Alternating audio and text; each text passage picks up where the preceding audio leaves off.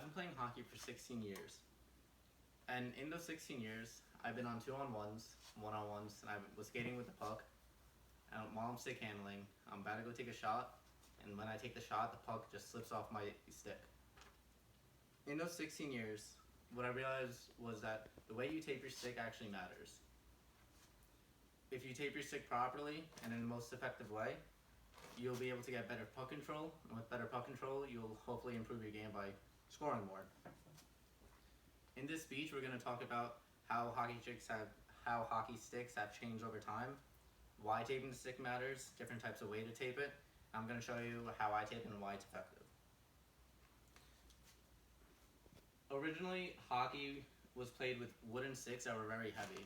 The blades were flat, which didn't give it much accuracy. Someone decided to heat the blade up to make a curve on the blade to give a better accuracy on the shot so you can control where the puck's going. And then we moved over to the stick on the left, which is made out of fiberglass. It's much lighter, but the thing with fiberglass is that it's very slippery. So we tape the hockey sticks for a reason. We tape it at the bottom of the blade, which is this part, because since the fiberglass is very slippery, the tape will give it an adhesive so that the puck will stick to it.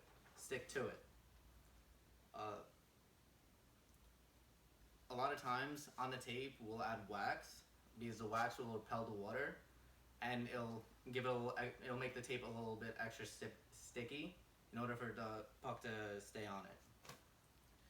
There's a lot of different ways to tape a stick, the blade and the shaft.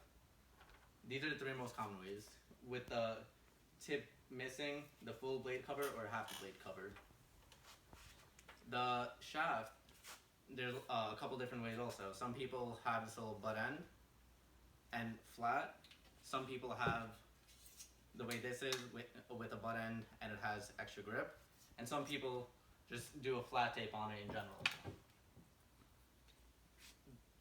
The reason that the middle one is done the most is because it gives it the most point of contact, the puck the most point of contact, and there'll be the most wax on it. If you doing this one over here, it leaves a little bit of fiberglass exposed, so if the puck ever goes on that piece, it's more likely to slip off. Now, I'm going to show you the way I tape my stick, which is the middle picture, and it's not hard. You start at the back. You start at the back of the stick, and you want to loop around, covering your tape each time. Between each loop, you want to leave a little bit of space, because that space that goes in between is where the wax will sit and apply the most amount of adhesive for the puck to sit on. So you basically do this. You try and do an even spread in order for the tape to not show any of the blade, and you go to the end of the stick. So this takes about a minute.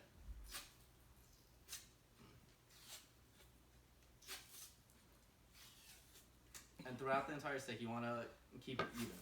If it's not even, you may miss, and the blade will be shown like this. So I'm just gonna stop here for now. Just it's almost done. So now we take the wax,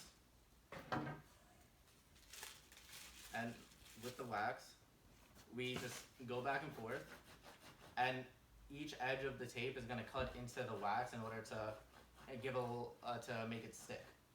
And usually you want to go in between each crevice in order for it to stay. You do both the back and front because you stick handle. So this way is the most effective because it covers the entire stick. There's no fiberglass exposed, which gives it the most points of contact to the puck, allowing you to have the most control. So over time, we shifted from wooden sticks to fiberglass sticks.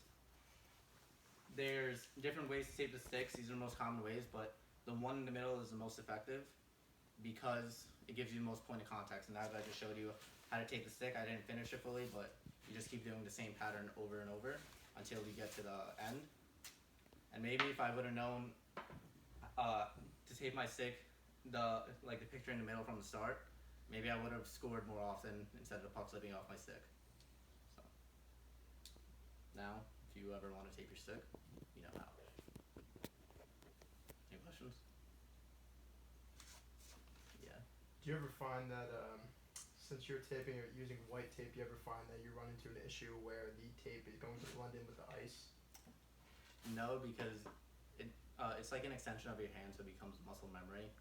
So even though I can't actually see my blade, it does interfere, but it's like second nature. You just know where the blade is at that point.